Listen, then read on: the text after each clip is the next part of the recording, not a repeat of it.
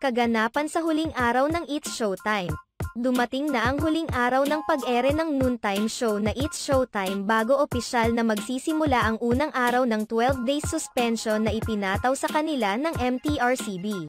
Nagsisimula na noong October 14, ang suspension ng MTRCB sa It's Showtime kung saan pansamantala muna silang papalitan ng It's Your Lucky Day.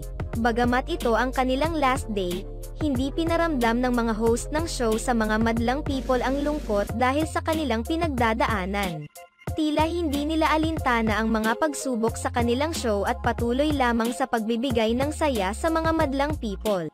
Sa kabila ng lively atmosphere ng It's Showtime, hindi pa rin mapigil ng ilang mga madlang people ang malungkot dahil naging bahagi na umano sa kanilang tanghalian ang show mula pa noon. Gayunpaman, tinitiyak naman ng It's Showtime na muli silang magbabalik kapag tapos na ang suspension sa kanila, sa darating na October 28. Tiyak naman na magiging masaya ang muling pagbabalik ng It's Showtime sa huling bahagi ng buwan. Bago matapos ang episode ng It's Showtime, pinaanyayahan naman ni Vong Navarro ang mga madlang people na manood sa show na pansamantalang papalit sa time slot ng It's Showtime.